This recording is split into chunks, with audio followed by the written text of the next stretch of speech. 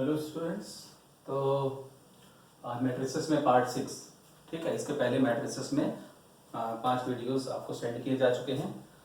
Small length videos आपको send करते हैं जिससे आसानी से डाउनलोड हो जाएं। वीडियो अच्छे से आप देख पाएँ, इसलिए कोशिश करें अगर आपके पास में लैपटॉप है तो लैपटॉप पर ही देखें। अगर लैपटॉप नहीं है तो आप मोबाइल अगर यूज़ कर रहे हैं तो उसको आप फुल स्क्रीन व्यू पर देखें, साउंड आपको क्लियर सुनाई दे। इसके लिए आप ईयरप्लग्स का इस्तेमाल ज़रूर करें। तो आइए देखते हैं मैट्रिसेस में पार्ट 6 में मल्टीप्लिकेशन ऑफ मैट्रिसेस। मतलब अभी हमें सीखना है कि मैट्रिसेस का मल्टीप्लाई कैसे करते हैं। ठीक, लास्ट क्लास में एडिशन सब्ट्रैक्शन वगैरह देखा था, अभी यहाँ मल्टीप्लिकेशन के लिए आप देखो। ठीक है, तो मल्टीप्लिकेशन को सीखने से पहले मल्टीप्लिकेशन के कुछ रूल्स समझ लेते हैं। ओके, जैसे आपने एडिशन और सब्ट्रैक्शन मैट्रिसेस का देखा था, तो आपने देखा कि एडिशन तभी पॉसिबल है दो मैट्रिसेस का जब उनके ऑर्डर सेम हो। ये बताया गया था वहाँ पे कि अगर एक मैट्रिक्स है उसका ऑर्डर मान लीजिए 2/3 है और एक दूसरी मैट्रिक्स है मान लीजिए उसका ऑर्डर भी 2/3 है, ठीक, तो उनका एडिशन पॉसिबल है या सब्ट्रैक्शन पॉसिबल है क्योंकि इनके ऑर्डर सेम है। अगर मैट्रिक्स का ऑर्डर सेम ना हो, दो मैट्रिसेस का ऑर्डर सेम ना हो, ठीक, एक मान लो 2/3 है, दूसरी सपोज 3/4 है, तो उनको ऐड नहीं किया जा सकता, उनका एडिशन डिफाइन नहीं है। ओके, तो वो जैसे एडिशन सब्ट्रैक्शन का इस तरह से रूल था, तो मल्टीप्लिकेशन में भी कुछ रूल है, उससे अलग रूल है। तो क्या रूल है उससे अलग, आइए देखें। तो सपोज एक मैट्रिक्स है ए नाम की और उसका ऑर्डर है 3/4। ठीक, अभी आप ये ध्यान ना दो ऊपर क्या है, ठीक, पहले हम इस रूल को समझ लेते हैं फिर क्वेश्चन पर आते हैं। तो एक मैट्रिक्स है जिसका ऑर्डर मान लीजिए 3/4 है, दूसरी मैट्रिक्स है बी नाम की और मान लो उसका ऑर्डर 4/2 है और हमसे कहा जाए कि फाइंड ए बी, मतलब ए और बी का मल्टीप्लाई करिए, ए बी फाइंड करिए। तो आप मैट्रिक्स के मल्टीप्लाई करने से पहले ये चेक करोगे कि उन मैट्रिक्स का मल्टीप्लाई करना पॉसिबल है भी या नहीं। और ये आप चेक कैसे करोगे, ध्यान दीजिएगा, ये दोनों वैल्यूज सेम होनी चाहिए। मतलब जिन दो मैट्रिक्स का मल्टीप्लाई कर रहे हो, तो ये जो लेफ्ट में मैट्रिक्स लिखी हुई उसका नंबर ऑफ कॉलम्स, ये नंबर ऑफ कॉलम्स ही तो है। जब किसी मैट्रिक्स का ऑर्डर आप लिखते हो तो ये नंबर ऑफ रोज को और ये नंबर ऑफ कॉलम्स को रिप्रेजेंट करते हैं। ठीक है, तो जो लेफ्ट में लिखी है मैट्रिक्स है, लेफ्ट मतलब अगर आपसे ए बी कहा गया तो ए लेफ्ट में बी राइट में, है ना। तो जो ए लेफ्ट मैट्रिक्स है, पहली मैट्रिक्स है, उसमें नंबर ऑफ कॉलम्स, और जो दूसरी ये मैट्रिक्स है उसमें नंबर ऑफ रोज, ये नंबर ऑफ रोज, ये वैल्यू सेम होनी चाहिए, ये वैल्यू सेम होनी चाहिए। अगर ये सेम है तभी उनका मल्टीप्लिकेशन पॉसिबल होगा, अदरवाइज नहीं होगा। मतलब यहां पर ए और बी का मल्टीप्लिकेशन पॉसिबल है। अब एक दूसरा एग्जांपल लें। मान लो एक मैट्रिक्स है 2/3 ऑर्डर की और एक दूसरी मैट्रिक्स है वो भी 2/3 ऑर्डर की है, ऑर्डर सेम है। कहा जाए कि इनका मल्टीप्लाई करिए, ए का बी से मल्टीप्लाई करिए, ए बी फाइंड करिए। ठीक, तो आइए चेक करें जैसे अभी बताया था वैसे कि इसके नंबर ऑफ कॉलम्स और इसके नंबर ऑफ रोज ये मैच होने चाहिए, लेकिन यहाँ मैच नहीं हो रहा है। इसका मतलब अगर ऐसी मैट्रिक्स आपको दे दी गई इस तरह के ऑर्डर की, तो फिर उसका मल्टीप्लिकेशन पॉसिबल नहीं होगा। तो आप समझ गए कि मैट्रिक्स के मल्टीप्लिकेशन के लिए क्या शर्त है। ओके, पहली मैट्रिक्स के नंबर ऑफ कॉलम्स और दूसरी मैट्रिक्स के नंबर ऑफ रोज, ये वैल्यू सेम होनी चाहिए। ठीक है, अब मैट्रिक्स का जब मल्टीप्लाई होगा, जैसे ये दोनों मैट्रिक्स हैं, इनका मल्टीप्लिकेशन पॉसिबल है। ठीक, तो अगर ये मैट्रिक्स मल्टीप्लाई करेंगी तो जो रिजल्ट आएगा वो भी एक मैट्रिक्स होगा, ऑब्वियस है ना। तो जैसे दो मैट्रिक्स को ऐड करते हो तो रिजल्ट भी तो एक मैट्रिक्स ही होना है। ऐसे दो मैट्रिक्स के मल्टीप्लाई से जो रिजल्ट आएगा वो भी एक मैट्रिक्स आएगी। कैसे आएगी वो अभी सीखेंगे, पहले ये तो समझ लें कि पॉसिबल कब है और कुछ जो भी जरूरी बातें हैं वो समझ लें पहले। तो दो मैट्रिक्स के मल्टीप्लाई से जो रिजल्ट आएगा वो भी एक मैट्रिक्स होगी, तो उसका ऑर्डर क्या होगा। जैसे ये मैट्रिक्स है, ये मैट्रिक्स है, ये 3/4 ऑर्डर की है, ये 4/2 ऑर्डर की है। अब ये मल्टीप्लाई इनका पॉसिबल तो है, वो तो देख लिया। अब मल्टीप्लाई जब होगा, ठीक, कैसे होगा वो सीखेंगे, लेकिन जो रिजल्ट आएगा वो एक मैट्रिक्स होगा, तो उसका ऑर्डर क्या होगा ये आप समझो। तो ये जो हमने बॉक्स बनाया आपको समझाने के लिए, जिसमें हमने कहा कि मल्टीप्लाई के लिए वैल्यू सेम होनी चाहिए, वो तो ठीक है। अब उसके अलावा ये जो दो नंबर बॉक्स के बाहर आपको दिखाई दे रहे हैं, इधर 3 इधर 2, तो ये जो 3 और 2 है, ये 3 और ये 2, तो आप ये समझो कि जो रिजल्ट आएगा इन दोनों मैट्रिक्स का मल्टीप्लाई से, जो मैट्रिक्स आएगी उसका ऑर्डर होगा इस केस में 3/2, अरे जो नंबर आपको दिख रहे हैं। ठीक, तो मल्टीप्लिकेशन से पहले ही हमको ये पता है कि जो मैट्रिक्स आएगी रिजल्ट में उसका ऑर्डर क्या होगा। अच्छा, अब एक चीज और समझ लेते हैं। जैसे यहां पर ए और बी का मल्टीप्लाई हो जाएगा और रिजल्ट कितने बाई कितने का आएगा वो आपने देखा। अब मान लीजिए कि इसी केस में आपसे कहा जाए कि बी का ए से मल्टीप्लाई करो, मतलब बी पहले लिख लो, ए बाद में लिख लो, है ना, पोजीशन चेंज कर दो मैट्रिक्स की। तो आप जरा समझिएगा क्या है कि बी का ऑर्डर है 4/2 और ए का ऑर्डर था 3/4। अब चेक तो आप ऐसे ही करोगे ना, जैसे दो मैट्रिक्स का मल्टीप्लाई होना है कि नहीं होना है, ये तो जैसे बताया रूल वैसे चेक तो करें। तो अगर बी पहले लिखते हैं और ए बाद में लिखते हैं तो हम देख रहे हैं कि अब ये वैल्यू सेम नहीं है, यानी यहां पर बी का ए से मल्टीप्लिकेशन पॉसिबल होगा ही नहीं, मल्टीप्लाई ही नहीं होगा। तो ये इंपॉर्टेंट बात ध्यान रखने की है कि मैट्रिसेस के केस में अगर आप मैट्रिसेस की पोजीशन बदल देते हो तो फर्क पड़ेगा। मतलब ए का बी से मल्टीप्लाई किया तो मल्टीप्लाई हो रहा है यहां पर, लेकिन बी का ए से मल्टीप्लाई ही पॉसिबल नहीं है। ठीक, और ये नहीं बताना चाहता मैं आपको कि ए भी पॉसिबल होगा, बी हमेशा पॉसिबल नहीं होगा, ऐसा नहीं कह रहा हूं। अब जैसे मान लो कोई मैट्रिक्स है ए, उसका ऑर्डर है मान लो 2/3 और एक बी मैट्रिक्स है उसका ऑर्डर है मान लो 3/2। एक थोड़ा और एक एग्जांपल देखो। अगर इस केस में हमसे कहा जाए कि बताइए दोनों का मल्टीप्लिकेशन पॉसिबल है कि नहीं है, तो आप यही वैल्यू देखोगे ना, मैच हो रही है, मतलब ए बी पॉसिबल है, ए का बी से मल्टीप्लाई पॉसिबल है। अब जरा यहां पर हम चेंज कर दें पोजीशन, बी को पहले लिख दें और ए को बाद में लिख लें। तो बी का ऑर्डर था 3/2 और ए का ऑर्डर था 2/3। ये देखिए अभी भी ये वैल्यू मैच कर रही है। मतलब अगर हमें ये एग्जांपल दे दिया जाए ऐसी दो मैट्रिसेस की, ये 2/3 और एक 3/2 ऑर्डर की है, तो यहां ए बी भी पॉसिबल हुआ और बी को ए से मल्टीप्लाई करके बी ए भी पॉसिबल हुआ। क्लियर? लेकिन अगर ऐसी मैट्रिक्स है तो यहां पर आप देखो ए बी पॉसिबल था लेकिन बी ए पॉसिबल ही नहीं था। और एक बात, यहां पर ए बी तो पॉसिबल है और जो रिजल्ट आएगा मान लो सी उसको नाम दे दें, तो उसका ऑर्डर क्या होगा वो भी आपको पता है ना, उसका ऑर्डर होगा 2/2। जो रिजल्ट आएगा उसका ऑर्डर होगा 2/2। ये जो बचे हुए बॉक्स के बाहर के नंबर हैं इन्हीं को देख के तो आइडिया लग जाता है ना कि रिजल्टेंट मैट्रिक्स का ऑर्डर क्या होगा। ऐसे ही अगर आप बी को ए से मल्टीप्लाई कर रहे हो तो मल्टीप्लाई तो पॉसिबल है, तो जो रिजल्ट आएगा मान लो उसका नाम हमने कुछ और रख दिया, मान लो डी नाम रख दिया, तो कोई भी नाम दे दो, तो उसका ऑर्डर क्या होगा 3/3, है ना, ये आपको पता है। तो यहां पर ए बी भी पॉसिबल है इस एग्जांपल में और बी ए भी पॉसिबल है, लेकिन आपने देखा ए बी का रिजल्ट कुछ और आएगा और बी ए का रिजल्ट कुछ और आएगा। बिल्कुल ये डिफरेंट है, ऑर्डर ही डिफरेंट है। ठीक, अभी क्वेश्चन नहीं भी पता है कि इनकी वैल्यू क्या है, लेकिन फिर भी इतने से ही पता चल गया कि दोनों तो अलग अलग चीजें हैं। ये 2/2 ऑर्डर की मैट्रिक्स है, वो 3/3 ऑर्डर की मैट्रिक्स है। तो कुल मिला के समझाना क्या था कि दो मैट्रिसेस हैं अगर ए और बी, तो ए का बी के साथ मल्टीप्लाई होगा कि नहीं होगा वो कैसे चेक करना है ये आपको समझाना था, जो आप समझ गए।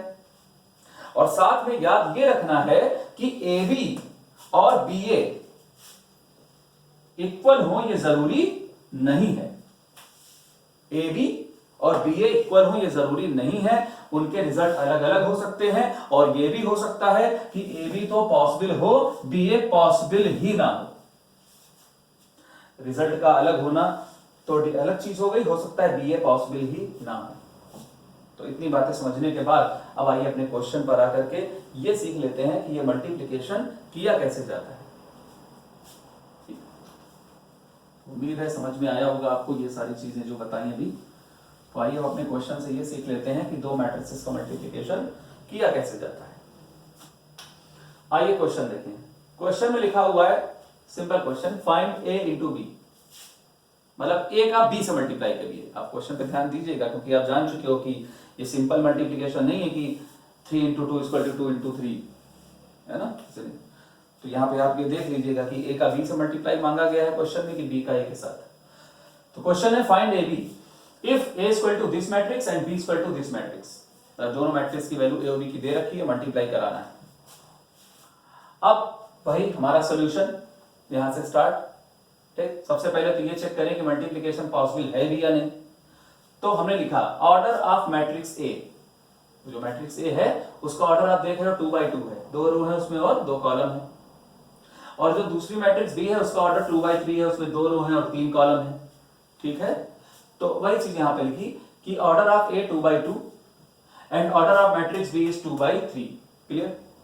तो आप देखो ए मैट्रिक्स है उसका जो ऑर्डर है वो अगर 2 by 2 है और इस क्वेश्चन में बी का जो ऑर्डर है वो 2 by 3 है, तो जो रूल है उसके अकॉर्डिंग इनका मल्टीप्लिकेशन तो पॉसिबल हो रहा है ना, क्योंकि ये वैल्यू मैच कर रही है।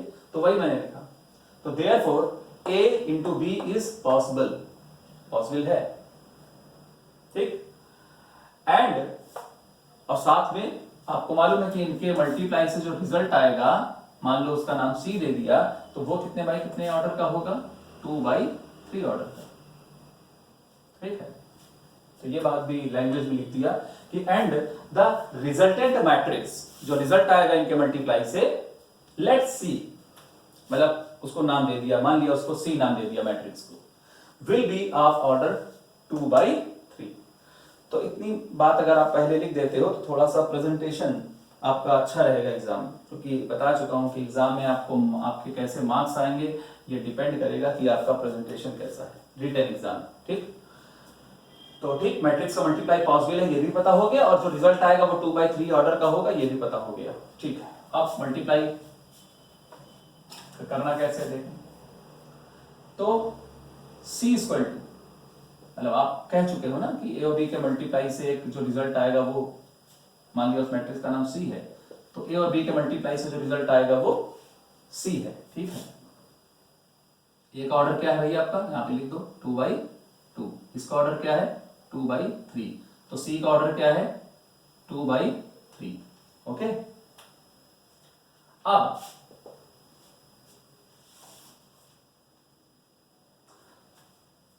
ए की जगह पर ए मैट्रिक्स की वैल्यू पुट कर दो, जो दे रखी है आपको 6 9 2 3, और ये बी मैट्रिक्स की वैल्यू 2 6 0 7 9 8। क्लियर? और ये जो आपकी सी मैट्रिक्स है ये आपको पता है 2 by 3 की है। ठीक, इनकी वैल्यू हमें फाइंड करनी है, सी ही तो फाइंड करना है, लेकिन हमको ये तो पता है ना कि उसका ऑर्डर 2 by 3 है।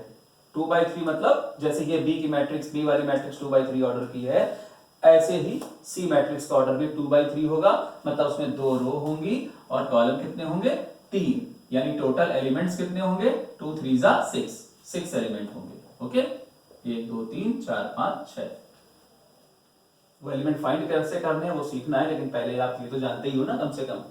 अब इनको कुछ नाम दे दो आप, जैसे सपोज करो यहां पर जो एलिमेंट है उसको नाम दे दिया C11, 11 प्लेस का एलिमेंट है ना, ये सारी बातें आप पिछले वीडियो से सीख चुके हो।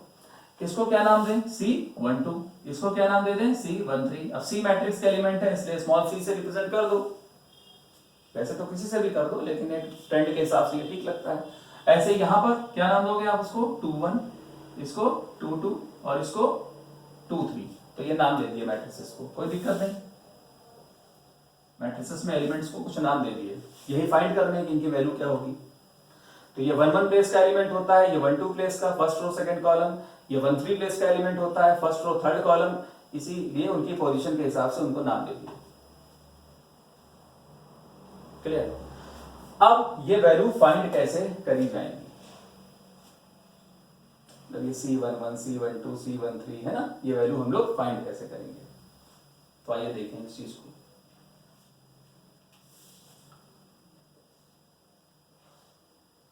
तो सबसे पहले हमें निकालना है C11 की वैल्यू क्या होगी। ठीक, C11 की वैल्यू क्या होगी। तो C11 का मतलब हो गया, आप ध्यान दीजिएगा 1 1, मतलब C का जो सफिक्स है उसको आप ध्यान दो, उसके सफिक्स में लिखा है 1 1, मतलब रो पोजीशन है उसकी 1 और कॉलम पोजीशन है 1। तो आपको करना क्या है कि C11 की वैल्यू निकालने के लिए आपको फर्स्ट रो जो पहले मैट्रिक्स लिखी हुई है ए वाली उसकी फर्स्ट रो लेनी है, और जो दूसरी मैट्रिक्स है बी वाली उसका फर्स्ट कॉलम लेना है। मतलब C11 फाइंड करने के लिए आपको जो ए मैट्रिक्स है उसकी फर्स्ट रो और जो बी मैट्रिक्स है उसका फर्स्ट कॉलम लेना है। अब कॉलम लेना है मतलब क्या हुआ इसका, मतलब इसकी फर्स्ट रो और इसका फर्स्ट कॉलम।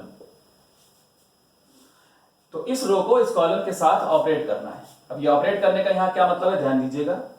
ये इसको इसके साथ मल्टीप्लाई करिए और इसको इसके साथ मल्टीप्लाई करिए और बीच में प्लस लगा दीजिए, तो जो आ जाए वही C11 की वैल्यू है। मतलब इस रो को इस कॉलम से ऑपरेट करने का मतलब है रो के फर्स्ट एलिमेंट को कॉलम के फर्स्ट एलिमेंट के साथ मल्टीप्लाई कर दो, यानी 6 इंटू 2, ठीक। और 9 का 7 में मल्टीप्लाई कर दो, 9 इंटू 7, और बीच में ले लो plus, this into this plus this into this, तो ये C11 निकाल लेंगे, ठीक। अब C12 कैसे निकले, C12 मतलब फर्स्ट रो सेकंड कॉलम, यही तो मतलब हुआ। मतलब किसी एलिमेंट को निकालना है तो आप उसकी पोजीशन देख लो। तो C12 first row second column, तो किसकी फर्स्ट रो, जो पहले मैट्रिक्स लिखी है उसकी फर्स्ट रो, और सेकंड कॉलम किसका, उसका जो बाद में मैट्रिक्स लिखी है उसका कॉलम। हमेशा ध्यान रखेंगे इसके रो लेंगे और उसके कॉलम लेंगे, जो पहले लिखा है उसके रो और जो बाद में लिखी हुई मैट्रिक्स है उसके कॉलम ऑपरेट करेंगे। और कौन सी रो कौन सा कॉलम लेना है वो जो एलिमेंट आप फाइंड कर रहे हो उसकी पोजीशन से पता हो जाएगा। तो first row second column, first row second column, और ऑपरेट करने का मतलब क्या बताया था, रो का फर्स्ट इंटू कॉलम का फर्स्ट प्लस रो का सेकंड इंटू कॉलम का सेकंड। अब C13 निकाले, यानी first row third column, first row और इसका थर्ड कॉलम। तो इस रो को इस कॉलम से ऑपरेट करना है, तो फर्स्ट एलिमेंट को फर्स्ट एलिमेंट से प्लस, ये 9 लिखा हुआ है, 9 को 8 से,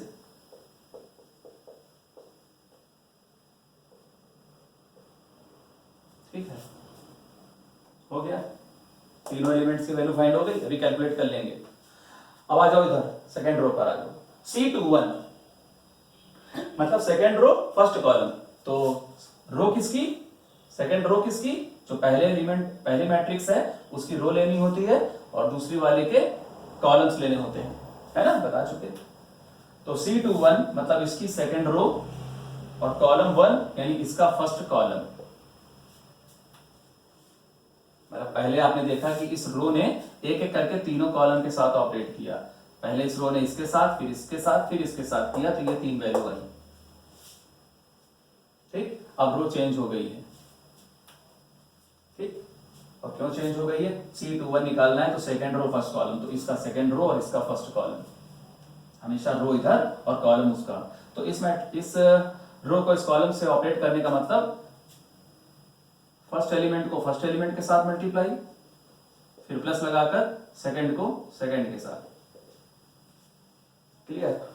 अब C22 निकालना है, मतलब सेकंड रो और सेकंड कॉलम, तो सेकंड रो और ये रहा सेकंड कॉलम, तो फर्स्ट को फर्स्ट से एलिमेंट किया, मल्टीप्लाई किया, 2 6 प्लस 3 इंटू 9,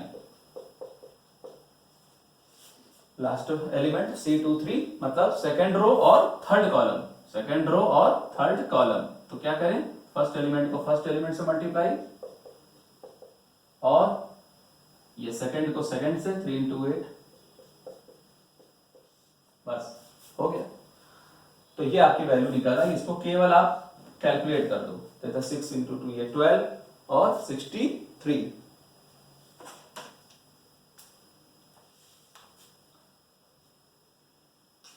ठीक। तो यहां आ गया आपका, ये वैल्यू कैलकुलेट करके आ गया 75, ओके। और ये वैल्यू आ गई आपकी 117, इसको कैलकुलेट कर लीजिए यार। ऐसे ये आ गया आपका 72, ऐसे ये 4 और ये 21 और ये 12 और 27, इसके बाद में ये आपका 24।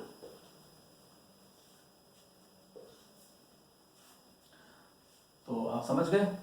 ये आपकी रिजल्टेंट वाली मैट्रिक्स आ गई जिसको आपने सी नाम दिया था, और ये उसके एलिमेंट है। C11 क्या है 75, C12 की वैल्यू 117, C13 की वैल्यू 72, इसी तरह C21 की ये वैल्यू है, C22 की ये, और C23 की वैल्यू ये।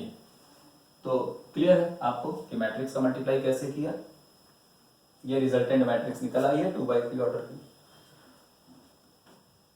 यहां पर ये ध्यान रखना है कि जैसे आपको इस तरीके से अगर आप ऐसे लर्न कर लेते हो कि मल्टीप्लिकेशन मतलब आप पहले इस रो को सेट करो, है ना, जैसे क्लासेस में बता दिया जाता है कि जैसे ये रो सेट करो और इसको इस कॉलम से करो, फिर इस कॉलम से करो, फिर इस कॉलम से करो, फिर आप रो चेंज करके यहाँ पे आ जाओ, अब इस रो को इस कॉलम से करो, फिर इस कॉलम से करो, फिर इस कॉलम से करो। तो डेफिनेटली हमने भी वही किया है, लेकिन ये इस तरीके से जो बताया आपको कि C12 निकालने का मतलब है कि आप जो पहले मैट्रिक्स लिखी है उसकी फर्स्ट रो ले लो, और जो बाद में मैट्रिक्स लिखी हुई है उसका सेकंड कॉलम ले लो। इस तरीके से बता इसलिए रहा था कि अगर एग्जाम में सपोज यही क्वेश्चन दे दिया जाए कि ए मैट्रिक्स ये है, बी मैट्रिक्स ये है, और उन्होंने कहा सी मैट्रिक्स पूरी ना फाइंड करो, समझिए, मतलब सी जो मैट्रिक्स है मल्टीप्लिकेशन से जो मैट्रिक्स आएगी वो पूरी मैट्रिक्स फाइंड मत करो, मतलब उसके सारे एलिमेंट्स मत बताओ क्या है, केवल बता दो कि उस मैट्रिक्स में आपका 2-3 प्लेस पर क्या आएगा, है ना। तो आप डायरेक्ट कर सकते हो ना कि अगर ए मैट्रिक्स दी है, बी मैट्रिक्स दी है, और कहा जाए उनके मल्टीप्लिकेशन से आने वाली मैट्रिक्स में 2-3 प्लेस पर क्या आएगा, तो आपको ये चीज हेल्प करेगी जिस तरीके से समझाया गया कि 2-3 प्लेस का मतलब हो गया कि पहली मैट्रिक्स का सेकंड रो और दूसरी मैट्रिक्स का थर्ड कॉलम, केवल उनको ऑपरेट करना है, इसको और इसको ऑपरेट करना है। ऑपरेट कैसे? फर्स्ट को फर्स्ट से, सेकंड को सेकंड से, और इसमें प्लस रिजल्ट, है ना। क्योंकि कभी कभी क्या है कि हम किसी मेथड को इस तरीके से रट लेते हैं, है ना, कि जैसे इसको लिया तो इसके साथ किया, इसके साथ ऑपरेट किया, इसके साथ ऑपरेट किया, फिर रो चेंज कर दी, इस तरीके से रट लेते हैं कि अगर हमको 20 से कोई चीज पूछ दी जाए, जैसे अभी एग्जांपल दिया कि पूरी मैट्रिक्स ना मांग करके आपसे सीधे कोई पर्टिकुलर एलिमेंट मांग दिया जाता कि वो फाइंड करो, तो अब कुछ स्टूडेंट तो इतना आदी हो जाते हैं प्रैक्टिस के कि फिर वो स्टार्टिंग से ही शुरुआत से ही पूरा करेंगे कि हम तो भाई वहां तक जाने के लिए पहले ये निकालेंगे, फिर ये निकालेंगे, फिर ये, फिर ये, फिर ये, फिर ये, है ना। जैसे नहीं वो बचपन में टेबल्स याद कराई जाती थी तो कोई डायरेक्ट पूछता था 9 6 जा, तो अब प्रॉब्लम हो जाती थी, फिर हम वहां से पढ़ते थे मन में 9 1 जा 9, 9 2 जा 18, ऐसे आगे बढ़ते बढ़ते बढ़ते फिर बताते थे कि हाँ जी 9 6 जा इतना है ना। तो इस तरीके से रटने की हैबिट हो जाती है तो प्रॉब्लम, तो इसलिए ये समझाया गया इस तरीके से आपको कि डायरेक्ट भी कोई एलिमेंट आप चाहो तो इस तरह फाइंड करो। तो ये था मैट्रिक्स का मल्टीप्लिकेशन। ओके, तो अभी जारी रहेगा, नेक्स्ट वीडियो में भी मल्टीप्लिकेशन पर ही कुछ और चीजें डिस्कस करेंगे। Thank you.